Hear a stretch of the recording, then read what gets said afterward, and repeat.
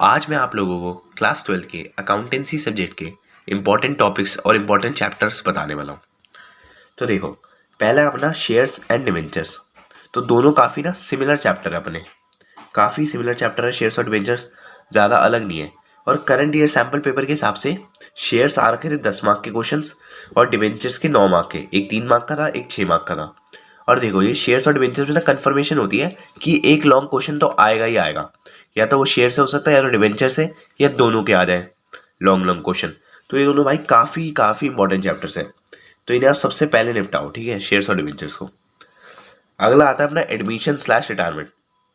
तो देखो, वैसे तो 6 मार्क का ही बन रहा है वेटेज, लेकिन एक कंफर्म लॉन्ग क्वेश्चन आना ही आना है, उसमें आप पे चॉइस रहेगी।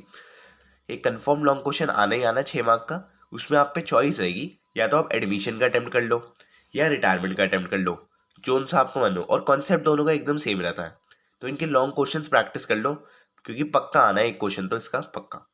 अगला आता है थर्ड नंबर पे अपना कैश फ्लो। ये भी फिर सेम बात हो गई, एकदम पक्का 6 मार्क का क्वेश्चन आना ही आना है। और सैम्पल पेपर में 6 मार्क का भी था, प्लस एमसीक्यूज भी थे इसके एक दो। तो ये चैप्टर भी अच्छी खासी वेटेज का आपका हो गया कैश फ्लो, ठीक है। और अकाउंटिंग रेशियोज, तो अकाउंटिंग रेशियोज से भी क्वेश्चंस आते ही आते हैं। देखो, अकाउंटिंग रेशियोज सिंपल चैप्टर है, बस आपको फॉर्मूलाज याद करने में मेहनत करनी है, बाकी एप्लीकेशन काफ़ी सिंपल ही है। तो इन्हीं के फॉर्मूलाज याद कर लो, ज़्यादा टाइम नहीं लगेगा, डेली भी याद करते रहोगे तो अकाउंटिंग रेशियोज के फॉर्मूला याद हो जाएंगे। और इससे भी 6 से 8 मार्क तो पक्के आने हैं, सैम्पल पेपर में भी 6 से 8 मार्क के बीच में ही है इसके। तो ये जो 1 to 4 मैंने जो आपको बताए, ये एकदम आपके हाई प्रायोरिटी होनी चाहिए। मतलब सबसे पहले इनमें अपने क्या करना है, आपको एकदम पक्का कर लेना है ये सारे टॉपिक्स, ये सारे चैप्टर और टॉपिक्स एकदम पक्के से आपको याद कर लेने हैं। काफ़ी इंपॉर्टेंट है, क्योंकि देखो, आप देख रहे हो कन्फर्मेशन के साथ आ रहा है क्वेश्चन। 100% आना है एडमिशन रिटायरमेंट से, 100% आना है शेयर डिवेंचर का लंबा क्वेश्चन, कैश फ्लो में से 100% आना है, अकाउंटिंग रेशियोज 100% अच्छी खासी वेटेज रखेगा, ठीक है। तो ये बात हो गई। और फिर मैंने आगे आपके 2 चैप्टर रखे हैं। एक हो गया अपना डेथ एंड डिसोल्यूशन, दोनों अलग अलग चैप्टर है।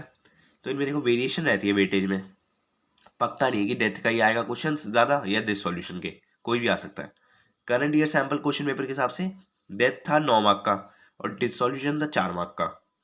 बट वो ऐसे कर सकता है कि लंबा क्वेश्चन डाल दिया डिसोल्यूशन में और डेथ से हटा दिया, या डेथ का रहा लंबा क्वेश्चन और डिसोल्यूशन का नहीं रहा, ठीक है।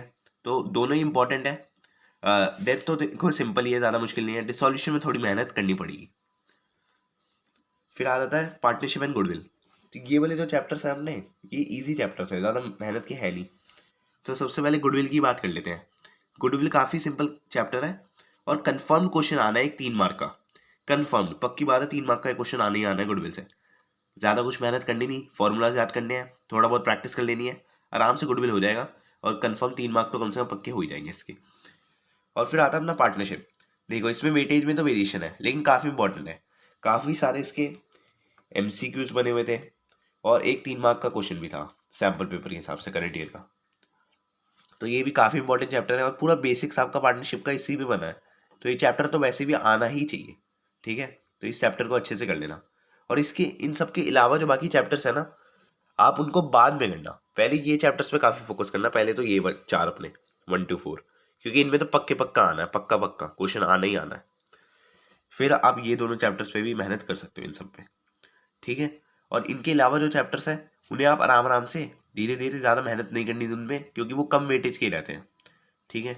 तो थैंक यू, आई होप आपको हेल्प हुई होगी।